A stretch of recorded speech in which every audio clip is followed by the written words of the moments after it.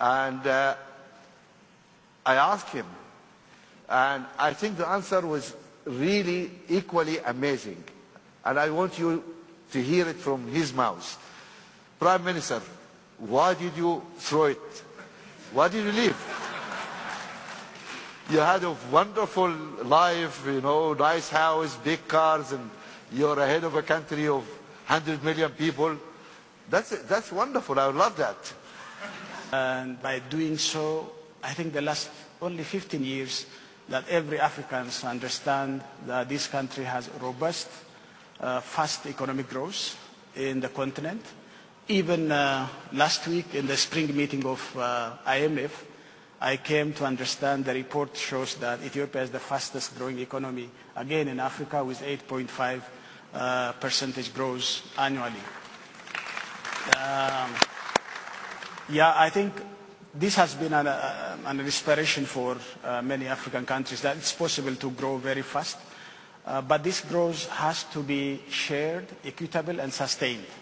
This is a very huge country, multi-ethnic, multicultural, multi-religious, and you need to address this issue very carefully, and you have to accommodate diversity, and inclusive governance system is a necessity for this country. When a country moves out of abject poverty, and when there is an awakening of the society, we call in Ethiopia, I know it's 100 million population compared with many African countries, you can imagine. When this giant, rises up from sleeping, then what happens has to be properly understood. And there needs to be a greater reform, a deeper reform, to accommodate the quest of people for freedom, democracy, and inclusiveness.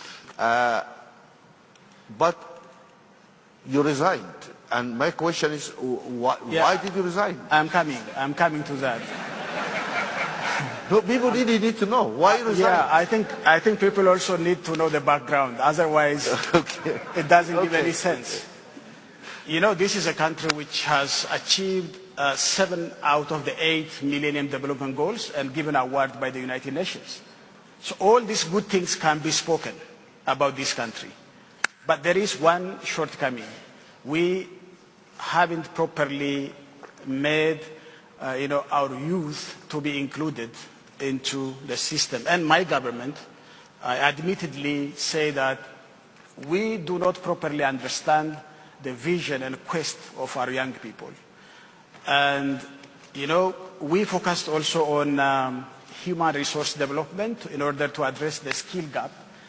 And, 18 years ago, we did have only 2 universities, but now we have 50 public universities, which is a huge leap. And every year we have hundreds of thousands of graduates coming out of these universities. We have around 700 million technical and vocational colleges. That doesn't include the private sector. There are hundreds of private sector universities and colleges. And added, we have more than 500,000 graduates coming every year. And even though our economy has grown very fast, it has very less capacity to accommodate. But that's all great. Still, why you leave? Yes. So then I said, we have a problem of inclusiveness. We have a problem of addressing, multi-ethnic society. We have a problem of attitude.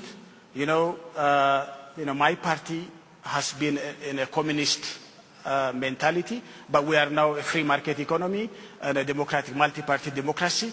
There is a need for deep reform. So I said, I have to set aside myself in order to force this deep reform.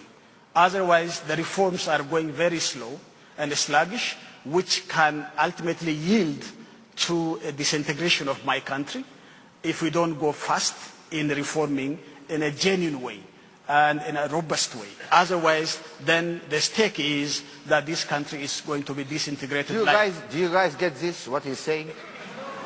This is really a very interesting point. Yeah. So, how to force reform in a reluctant clique or ruling party by resigning and putting those guys on the spot. This is, can we give a hand to the... By the way, the main problem in African politics is because people stick to power, and I wanted to show that it is possible that you can live without having power while exercising the power as a private citizen in the country. So,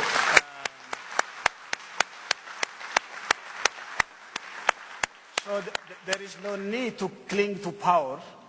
I am professional. I can work. I can deliver to my people in a different capacity.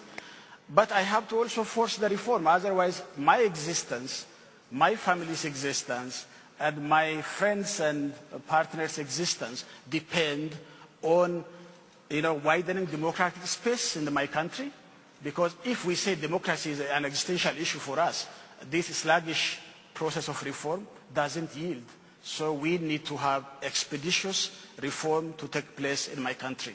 Wonderful. So I think Thank this you very is much. I think very that's